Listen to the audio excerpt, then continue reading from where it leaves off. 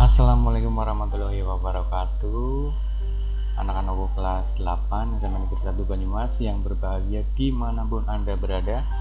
Mudah-mudahan kalian semuanya dalam keadaan sehat walafiat. Oke, pada pertemuan kali ini kita akan membahas mengenai materi PPKN pada bab pertama, yaitu mengenai memahami kedudukan dan fungsi Pancasila sebagai dasar negara. Ya, maka dari itu kita simak pembahasannya. Mudah-mudahan bisa membantu kalian semuanya dalam pemahaman materi. Oke, langsung saja kita akan membahas materinya, yaitu untuk pada subbab pertama ada huruf A, di buku paket juga ada ya, silahkan kalian buka bukunya, yaitu arti kedudukan dan fungsi Pancasila. Ya, ada 2 poin di sini, ada arti dan fungsi, ya, arti dan fungsi Pancasila. Oke, kita akan membahas tentang arti dulu ya. Arti Pancasila itu pada zaman Majapahit itu sudah ada, yaitu dalam bukunya Negara Kartagama karangan Empu Prapanca dan buku Sutasoma karangan Empu Tantular ya. Pernah ya kalian pada kelas 7?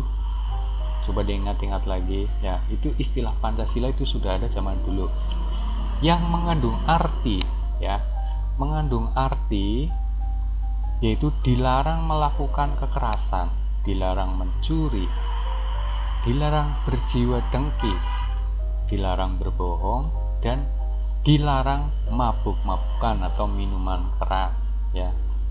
Nah, Pancasila itu istilah Pancasila itu berarti panca ada 5 ya. Panca ada 5, sila itu adalah asas atau sendi.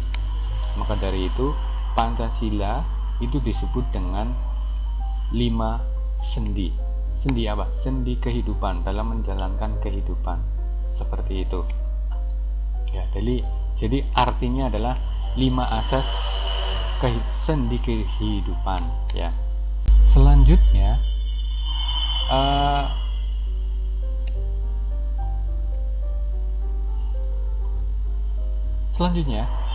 Insinyur Soekarno juga pernah mengemukakan ya pada rapat BPUPKI ya, pada tanggal 1 Juni 1945 Insinyur Soekarno mengusulkan yaitu Pancasila ya adalah isi jiwa bangsa Indonesia yang turun-temurun sekian abad lamanya terpendam bisu oleh kebudayaan barat. Dengan demikian Pancasila tidak saja falsafah negara. Nah, ini bisa kita catat ya, Pancasila itu tidak saja falsafah negara, artinya Pancasila sebagai falsafah negara. Yang lebih luas lagi adalah falsafah bangsa Indonesia ya. Nah, arti Pancasila sebagai falsafah bangsa Indonesia. Kemudian ada Muhammad Yamin menjelaskan bahwa Pancasila berasal dari kata panca yang berarti 5 sila atau 5 sendi ya. Muhammad Yamin itu mengutip dari bukunya Sutasoma karangan Empu Tantular ya. Nah, kemudian atas dasar atau peraturan tingkah laku yang penting dan baik. Dengan demikian Pancasila merupakan 5 dasar ya, 5 dasar yang berisi pedoman atau aturan tentang tingkah laku yang penting dan baik. Nah, jadi Pancasila itu pedoman ya.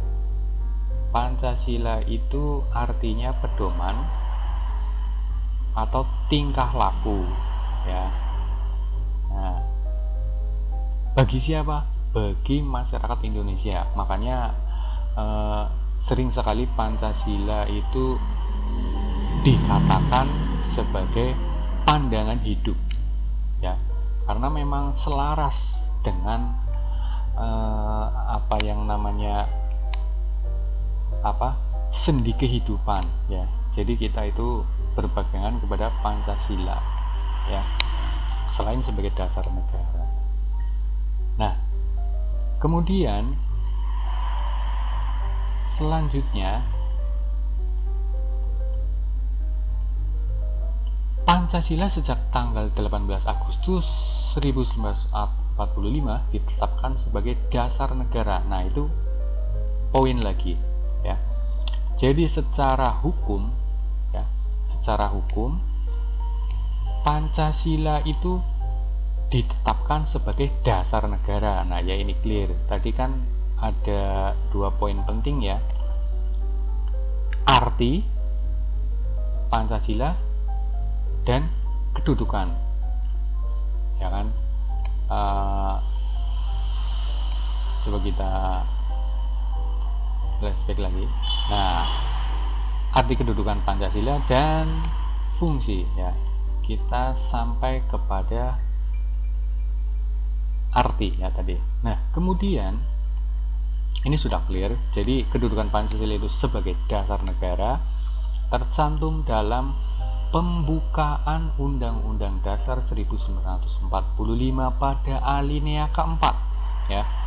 Saya harap kalian bisa hafal semuanya tentang Pancasila, ya. Sila-sila Pancasila ada 5. Nah, kemudian dipertegas lagi fungsi dan peranan Pancasila menurut TAP MPR nomor 3 tahun 2000 tentang sumber hukum nasional dan tata urutan perundangan dinyatakan bahwa Pancasila berfungsi sebagai dasar negara. Nah, kedudukan Pancasila sebagai dasar negara, ya, secara yuridis atau secara hukum ada pada pembukaan Undang-Undang Dasar Negara Republik Indonesia tahun 45. Kemudian diperkuat lagi, ya, melalui TAP MPR nomor 3 tahun 2000. Nah, oke, next kita lanjut. Pancasila digunakan sebagai dasar untuk mengatur penyelenggaraan ketatanegaraan negara yang meliputi bidang ideologi, politik, ekonomi, sosial, budaya, pertahanan, keamanan. Nah, dari poin-poin tersebut maka kita dapat mengambil intisari dari pertanyaan tersebut, ya. Arti Pancasila, kedudukan Pancasila, ya, seperti itu. Nah, ini poin lagi nih. Pancasila digunakan sebagai dasar negara, ya. Dasar negara juga untuk sebagai dasar untuk mengatur penyelenggaraan ketatanegaraan negara, ya. Untuk mengatur ketatanegaraan negara itu tidak lepas dari Pancasila. Nah, berarti Pancasila itu kedudukannya adalah yang paling tinggi, ya, paling tinggi kedudukannya. Nah, ini kan ada yang meliputi bidang ideologi, politik, ekonomi, sosial, budaya, dan pertahanan, keamanan. Nah, itu, ya, mudah-mudahan bisa dimengerti, ya. Oke, next kita lanjut. Nah, sekarang kita beralih ke fungsi Pancasila, ya.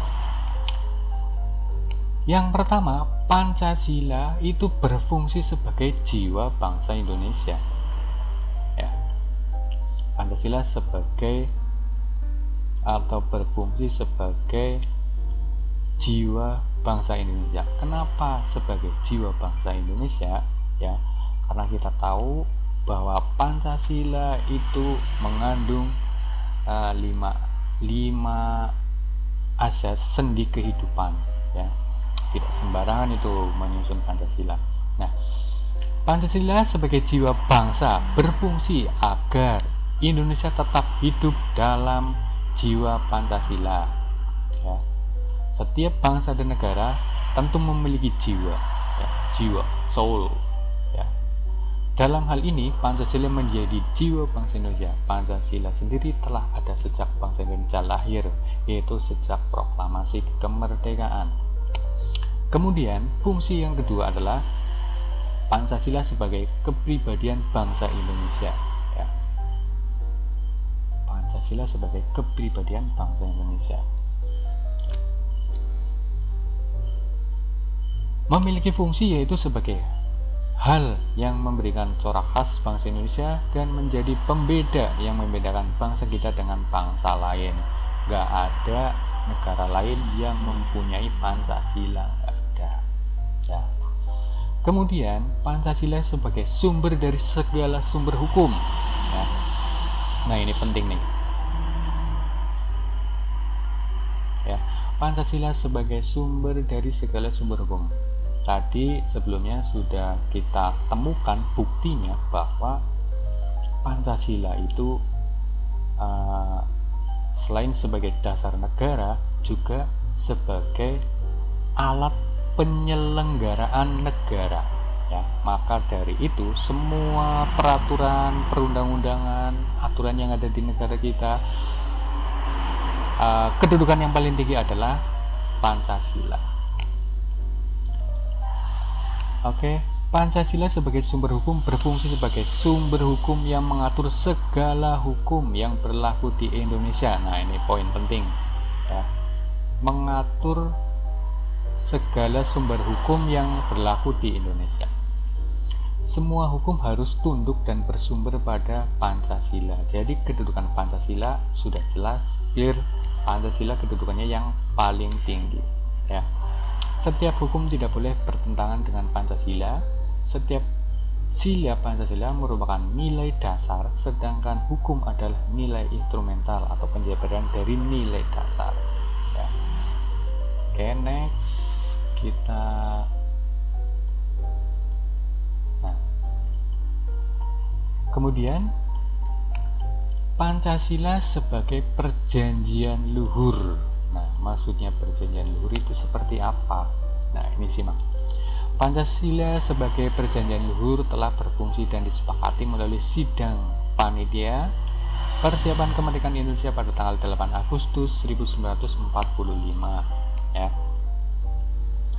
Walaupun disahkannya Pancasila hanya oleh sebuah panitia persiapan kemerdekaan Indonesia, tetapi PPKI sebenarnya adalah suatu badan yang mewakili suara rakyat. Jadi Pancasila merupakan hasil perjanjian bersama rakyat, ya kan. Kita dulu pernah belajar tentang